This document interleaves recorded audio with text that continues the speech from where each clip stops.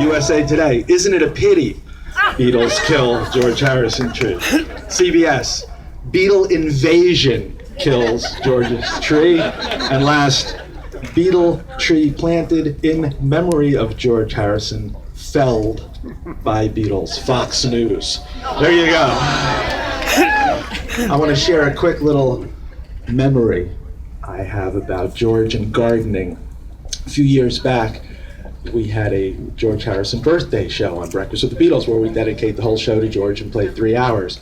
And the next day, on Monday, I got a phone call from Olivia Harrison. She was in England, and she called to thank me for remembering George as we do every year. She had told me that her mother called her to tell her she was listening to the show. And I was like, wow, that's really cool. Your mom listens to Breakfast with the Beatles. And then, I thought that was it. She was just going to call and thank me. But she went on for like 15 minutes talking to me about how George loved gardening. And it was raining in England, and she was looking out the window, and she's like, I'm just looking out here at all this stuff George planted. And he loved to plant things when it was raining. And I was thinking to myself, I'm sitting in Sherman Oaks, and here's Olivia Harrison in England, and I'm picturing this giant castle looking out the window, telling me this story about how George loved to plant things in the rain. And I realized what a great job I had, and what interesting opportunities come across by having it. So I just wanted to share that story. Olivia is really a special person. And her sister Linda is here today, and Louise Harrison is here today, and Jack Oliver, former president of Apple Records, is here today. And Tom LaBonge is also here today, and I believe he's going to speak out. Thank you all so much for coming out today. We got a little music coming. Stick around. It'll be a scene, man. Associated Press. He said to my dad, Bob, I got 2 tickets to the Beatles at Dodger Stadium. Which one of your boys want to go? And I just happened to be standing next to my brother Chris, who knew how to drive, and me. So we went to see the Beatles, and that was what I had. So that's special for all the Beatles. Just for fun, raise your hand if you ever saw the Beatles in person. So some of us did, which is good. Steve, where did you see him? Bangladesh. Bangladesh, all right, good. All right, he went the furthest. Not little Bangladesh down at 3rd in Vermont, but all the way to Bangladesh. Very good, Steve Cohen.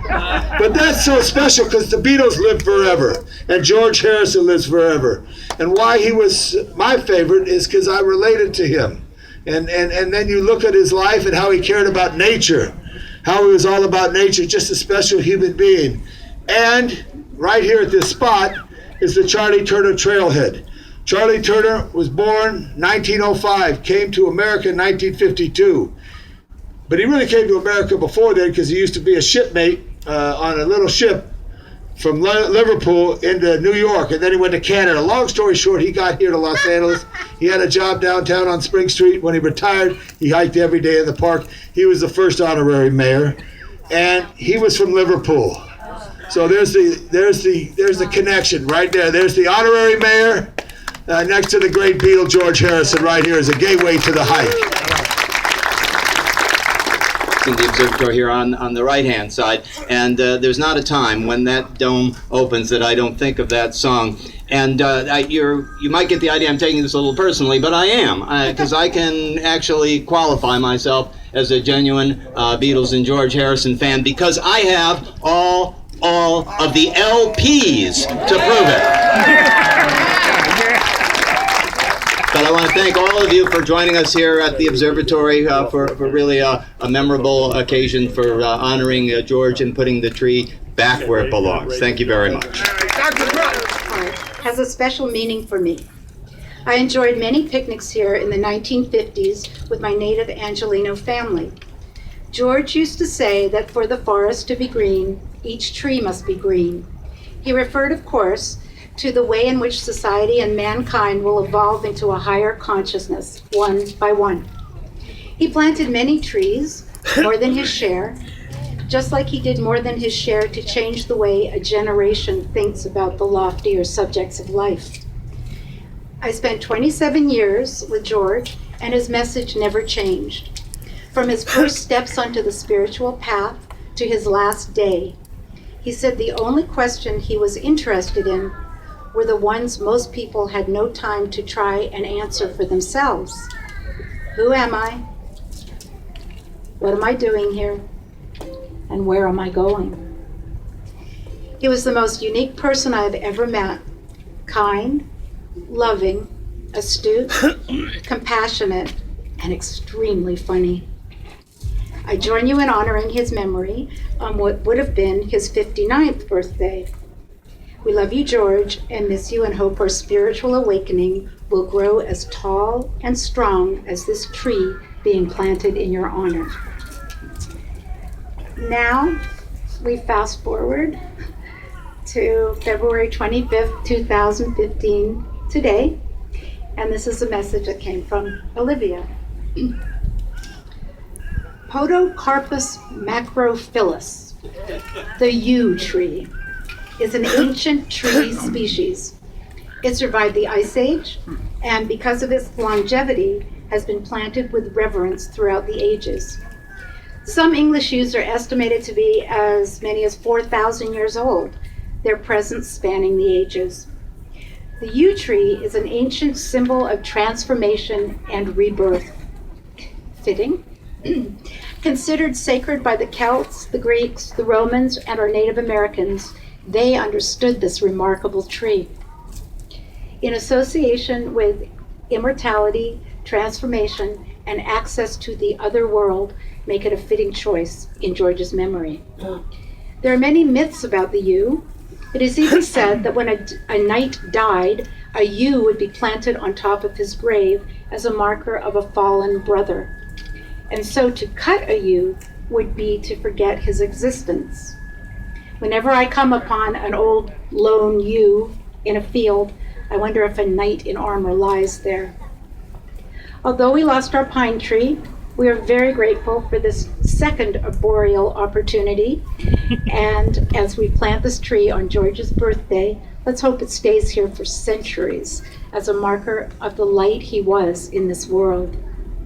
Thank you, Los Angeles, our friends Tom LaBonge, Chris Carter, Paula Greenfield, and all of you for one more occasion to remember George.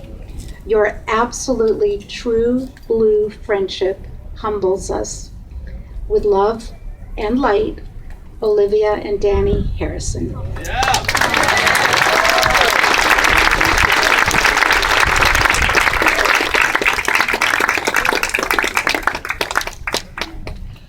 We did have a surprise visitor right before we jumped on starting the ceremony, and I'd like to bring her up right now just so you can say hello to her.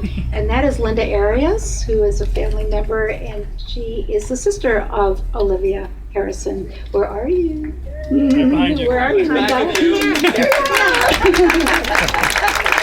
I was just going to sneak in and stand in the back just to feel the love and, this great vibration. And I like to share and celebrating George too. We miss him so much. And Louise, it's fantastic to see you. Thank you all. Let's give a hand for Louise too. Louise Harrison, thank you so much.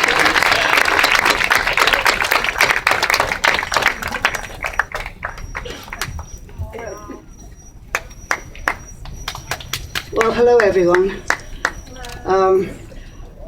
As a person who met George first when he was 8 hours old, I probably knew him a little better than most, but he was a beautiful baby. He was 10.5 pounds when he was born, had beautiful long eyelashes, and his fingernails were all completely grown.